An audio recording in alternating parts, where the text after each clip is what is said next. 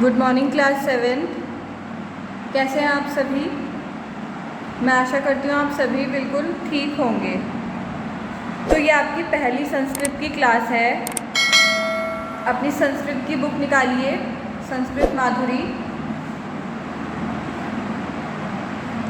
अपनी बुक खोलिए और सभी पेज नंबर 6 पे आइए। पेज नंबर 6, पहला पाठ है प्रथमा पाठः प्रथमा विभक्ति कर्ता कारकम संबोधनम। ओके, तो आज हम इस पाठ को अच्छे से पढ़ेंगे। सह बालः अस्ति, सह कः अस्ति, सह कः अस्ति, बालः अस्ति। सह पठति, कः पठति, बालः पठति। सह बालः अस्ति मतलब ये एक बालक है। सह कः अस्ति ये कौन है? बालः अस्ति बालक है। सह पठति ये क्या कर रहा है? पढ़ रहा है। कः पठति कौन पढ़ रहा है? बालः पठति बालक पढ़ रहा है।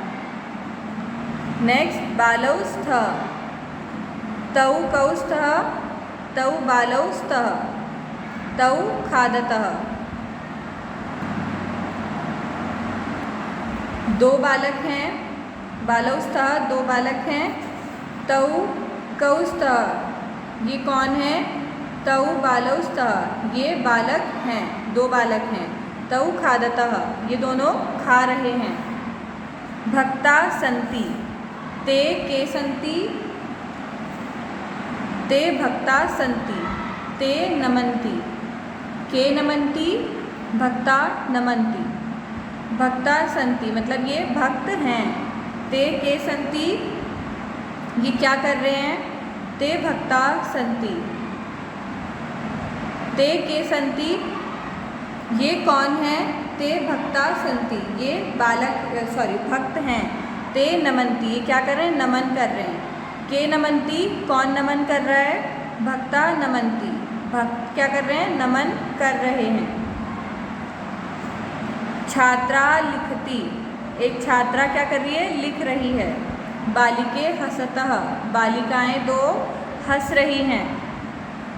कन्या क्रीडन्ति दो कन्याएं तीन कन्याएं क्या कर रही हैं? खेल रही हैं। क्रीडन्ति मतलब खेलना। क्रिया के करने वाले को कर्ता कहते हैं। आप सभी को पता है जो भी इंसान क्रिया कर रहा होता है उसे क्या कहते हैं? कर्ता कहते हैं। जैसे रामः लिखति, यहाँ राम कर्ता कारक है। यहाँ पे राम क्या है? कर्ता कारक, क्योंकि राम काम कर रहे हैं। किस चीज़ का काम? लिखने का काम। कर्ता कारक में प्रथमा विभक्ति लगाई जाती है। कर्ता कारक में कौन सी विभक्ति लगाई जाती है? प्रथमा विभक्ति लगाई जाती है। सामान्यतः प्रथमा विभक्ति का चिन्ह ने है। प्रथमा विभक्ति का चिन्ह क्या होता है? ने है। ने क्या लगाते हैं उसके साथ? प्रथमा विभक्ति के साथ ने लगाते हैं। ओके, इसे लगाने से कर्ता कारक का रूप बनता है। इसे लगाने से क्या बनता है? कर्ता कारक का रूप बनता है।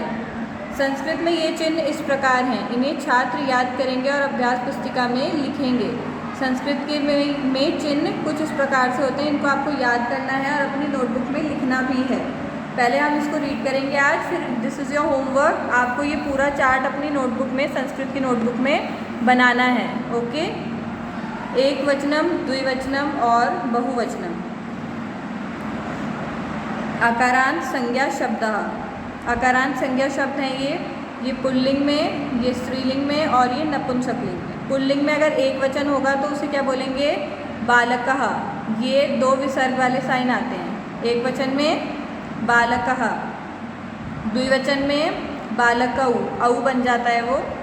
दो बालकों ने, यहाँ एक बालक ने, यहाँ दो बालकों ने। अब दो से ज़्यादा की बात होगी, अनेक बालकों ने, तो उसके लिए क्या आएगा? आ का डंडा और विसर्ग का चिन्ह लगाते हैं हम। बालकाः एक बालकः, दो बालकौ और अनेक बालकाः।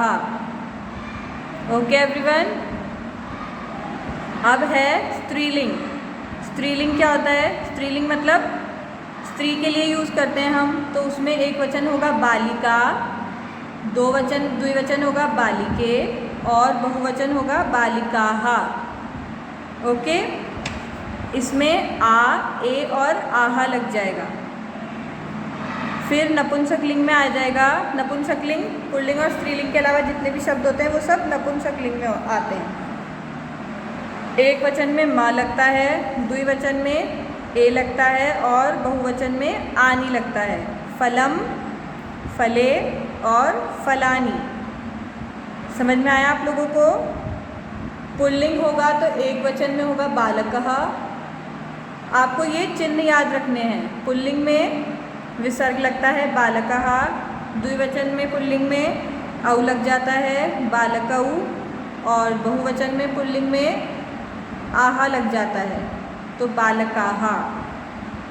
नेक्स्ट, स्त्रीलिंग में एक वचन में आ लगता है बालिका, स्त्रीलिंग में द्विवचन में ए लगता है बालिके, और बहुवचन में स्त्रीलिंग में लगता है आहा, पुल्लिंग की तरह ही। तो बालिका, बालिके, बालिकाहा। अब है नपुंसकलिंग। नपुंसकलिंग की बात की जाए तो एक वचन में लगता है म, फलम, द्विवचन में लगता है ए, फले, और बहुवचन में लगता है आनी, फलानी। ओके, अब है सर्वनाम शब्द। ये संज्ञा शब्द थे, अब यहाँ पे सर्वनाम शब्द आएंगे। सर्वनाम शब्दों में भी पुल्लिंग, स्त्रीलिंग और नपुंसकलिंग तीनों चीज़ें दी हैं। पुल्लिंग में एषः लगता है। एषः का मतलब होता है यह।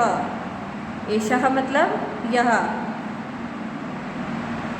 द्विवचन होता है एतौ। एतौ मतलब ये दो, और बहुवचन होता है पुल्लिंग में एते। एते मतलब ये सब। स्त्रीलिंग में एषा,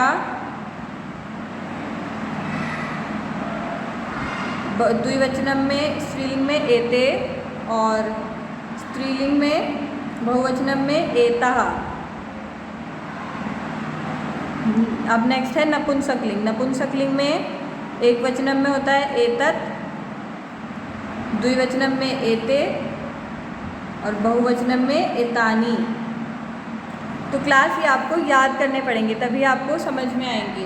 ओके, अब है सभी लिंगों में समान। जो सभी लिंगों में समान होते हैं उस टाइप के शब्द यहाँ पे दिए हैं। त्वम, अगर एक वचन होगा तो त्वम बोलेंगे, जिसको हम हिंदी में तुम बोलते हैं। अगर तुम दो की बात हो रही है तो बोलेंगे युवाम, और अगर तुम सब की बात हो रही है तो बोलेंगे हम यूयम। मतलब एक बंदे के लिए त्वम, दो के लिए युवाम, और दो से ज़्यादा के लिए यूयम। ये ऐसे शब्द हैं जो किसी भी लिंग में इस्तेमाल हो सकते हैं। अब है अहम। अहम मतलब मैं, एक वचन। आवाम, हम दो, द्विवचन। और वयम, हम सब। हम सब मतलब दो से ज़्यादा हैं तो वो बहुवचन हो गए, और हम सबको बोलेंगे क्या संस्कृत में? वयम। तो त्वम, युवाम, यूयम, तुम दो, तुम सब। अहम, आवाम, वयम, मैं, हम दो, हम सब। ओके एवरीवन, तो आई होप आप लोगों को ये चार्ट समझ में आ गया होगा। आपको ज़्यादा इसको समझने की ज़रूरत नहीं है, आपको इसे लर्न करना पड़ेगा तभी आपको ये समझ आएगा। ओके, तो दिस इज़ योर होमवर्क। आपको ये पूरा चार्ट अपनी संस्कृत की नोटबुक में बुक की हेल्प से बनाना है, और आपको अपना वर्क मुझे व्हाट्सएप के माध्यम से सेंड भी करना है। ओके, तो आज की क्लास के लिए इतना काफ़ी है। नेक्स्ट क्लास में हम इस पार्ट को आगे बढ़ाएंगे। मिलते हैं हम अपनी नेक्स्ट क्लास में, तब तक के लिए बाय बाय।